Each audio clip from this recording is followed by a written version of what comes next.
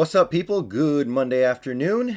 Time for some snap count data, and, well, we lost, and even though it ended up being competitive there at the end, in many ways it was kind of an ugly game, so the snap count data is probably going to be ugly as well, and it kind of is. So, we've had a run of some pretty good snap count Mondays lately, but this one, not so much. And right from the jump, we can identify that because we can see we had 52 offensive snaps.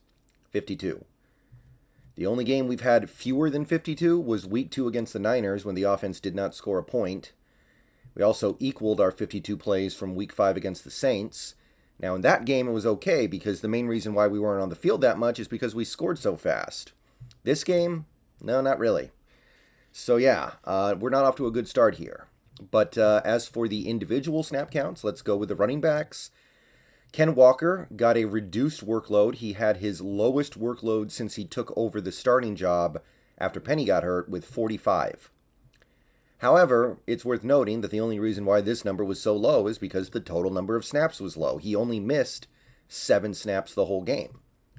You can see in these other games he was missing at least 13, sometime in a couple of these games as many as like 20 snaps. So he's still getting a massive share of the opportunities, and I understand he's our best running back. We want to put him out there. We want to put him in situations where he can produce. But I look at this and I go, we need another running back we can trust. If it's not DJ Dallas, then go get somebody. But I think you may as well give DJ Dallas a handful of snaps a game. And you should probably give Travis Homer more than 8 snaps. I don't know why the running back committee has become a one-man show, but for Homer to only get 8 snaps in a game where you've really, really struggled on third down, I look at that and I kind of go, something's not adding up there. Something smells.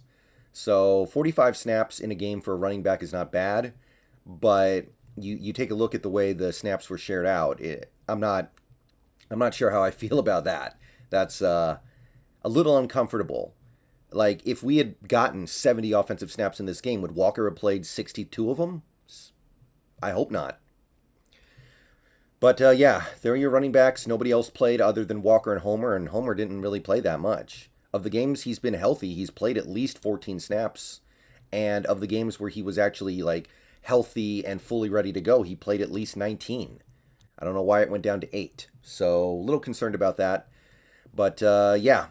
Walker's the man, and there's nothing wrong with that, but I'm going to stress this. Let's be careful. Walker is the guy who needs to be here for us for the next several years. Wide receiver, pretty simplified as well. Metcalf got 47 snaps. Lockett had 47 snaps, so they both missed a total of 5 snaps. And Goodwin played 41 snaps. So we went 3 receiver a lot. A lot of 3 receiver stuff, and it was pretty much always these 3. Because you will notice Dwayne Eskridge, I know he got hurt in this game. I don't know exactly where it happened. But, yeah, he didn't get a single offensive snap. So, I got nothing to say about it other than it is what it is. Penny Hart had 3 snaps. Derek Young had 6, and that's it. So, obviously, we've identified who our top 3 receivers are, and that's cool. But, given the circumstances of this game and given what this offense has done well lately, I have to question the decision to play the wide receivers as much as we did because it came at the expense of the tight ends. Noah Fant, 27 snaps. Will Dissly, 22. Colby Parkinson, 14. Over the course of this year, there's been a pretty clear pattern developing for our offense. Noah Fant gets about 62% of the snaps. Dissly gets around 66, so 2/3. Parkinson gets about 35%. And in this game, we saw those numbers go down. Fant got on the field slightly more than half. Dissly slightly less than half. And Colby, what? What are we talking about there with 52? That's barely a quarter. It's just over a quarter. And one thing I talked about before this game was I would like to see us do a lot of 3 tight end and 2 tight end stuff. We did less than usual. I thought that was a matchup we could maybe exploit because Devin White is susceptible in coverage, and 3 tight ends in general was something that worked very well for us, but for some reason in this game, we went away from it. I don't know why, but whatever we did, it didn't work. So even on that level, we are talking about a I would say, a little bit of a failure in the game planning department on the offense. Offensive line, Cross played every snap, so did Blythe, so did Abraham Lucas. The interesting stuff came at guard, where Damian Lewis missed 3 plays. Only 3 plays, though. I thought it was more. 3 plays, so he only missed a few plays and came back in. Phil Haynes came in for those 3 snaps. And Gabe Jackson played more than half the game, but Phil Haynes played the rest at his position. So, call that the benefit of being flexible. Phil Haynes was able to play left guard and right guard in the same game. By the way, PFF was very, very complimentary of our offensive line and pass protection in this most recent game, which I think is probably pretty reasonable. But one thing I want to highlight in particular, and I might talk more about this later this week, Damian Lewis is actually playing pretty well at left guard. He might be settling in. So maybe it took a while. It sure did.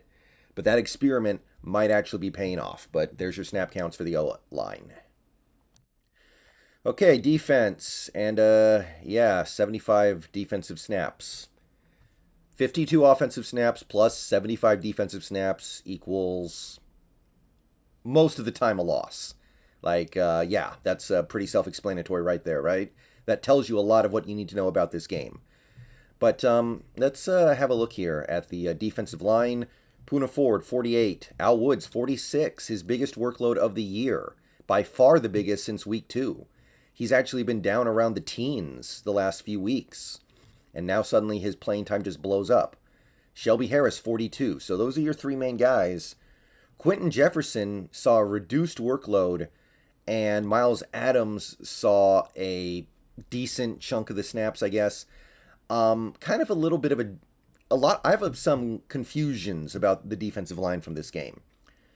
Quentin Jefferson has been one of your high-volume snap guys this whole year. In this game, he gets 26 out of 75 snaps. He's been playing over half of the snaps several weeks in a row. Now, I will grant you, it seemed like he played a little bit better without having to play as many snaps, but this was an interesting decision because you take a look at who we had active on the defensive line. Poona, Al Woods, Shelby Harris, Quentin Jefferson, Miles Adams. We had 5 guys. And yet, it seemed like we didn't have enough because we kept going to those 2-man fronts in neutral situations, and Tampa Bay kept running the ball on us. I think that was a big part of the problem yesterday.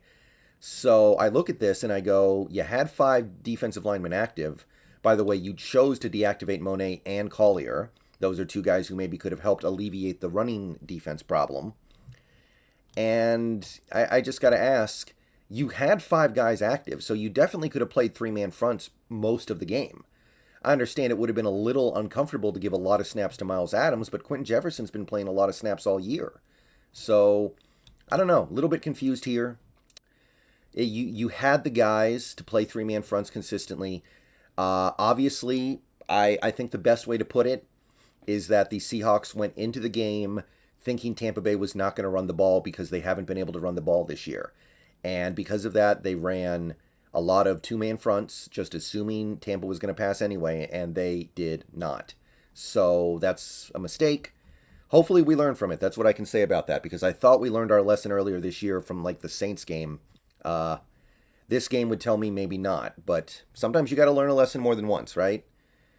But I'm interested to see what happens now with Monet.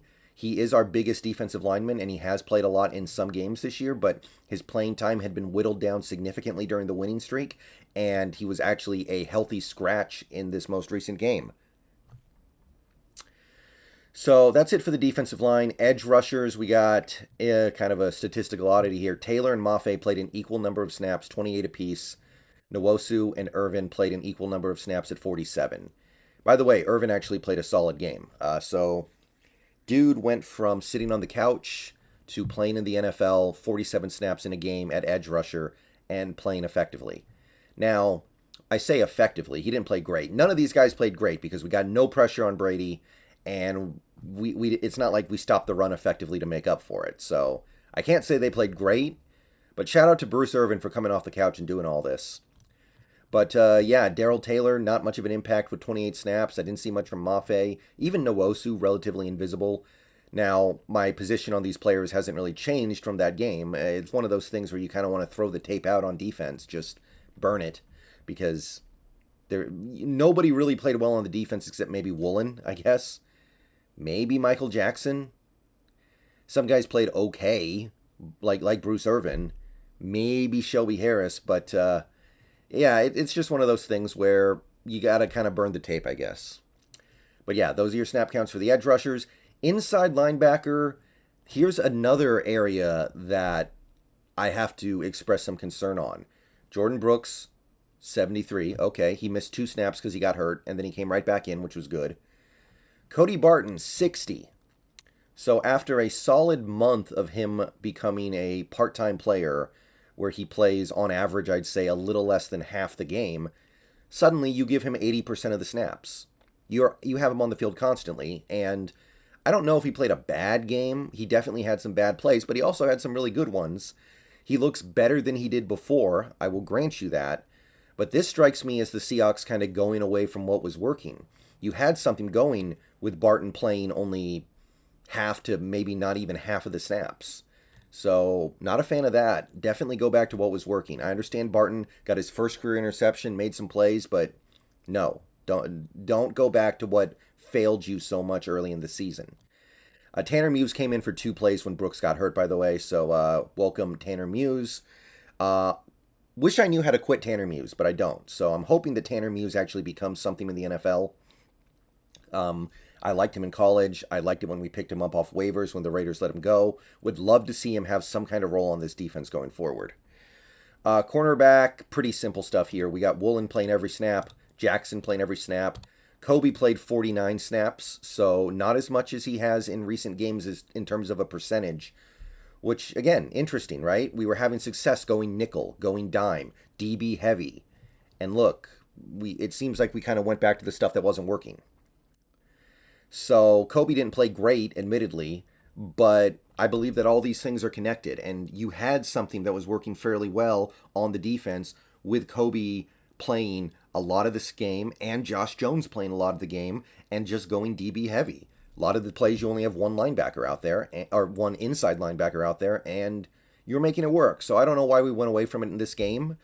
It kind of strikes me as a little bit of a mishmash of multiple ideas in this game that didn't work. On the one hand, you played more linebackers and less defensive backs to stop the run. On the other hand, you're playing these 2-man fronts that don't stop the run.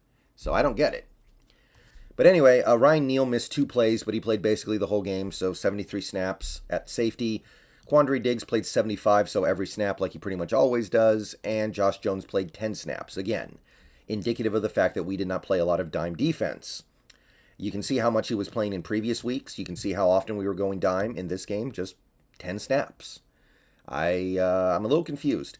Now, granted, if we had played more dime, maybe our run defense was even worse. But recent games tell me that's probably not the case. So I got to be honest. I think some mistakes were made here. But it's only a mistake if you don't learn from it, I guess. So we'll see where the team goes from here. But I think there were some mismanagement of schemes and mismanagements of personnel in this game. And the snap counts kind of bear that out. So hopefully we can learn from it. If we continue to struggle against the run, you got to bring Monet in and try to see what he can do with his 360-pound frame or whatever it is. And you got to hope that ends up being the cure. All right, I will see you guys later. I should be live on Twitch at some point later tonight. Hope to see you guys there. Go Hawks. And yeah, there's your snap count data.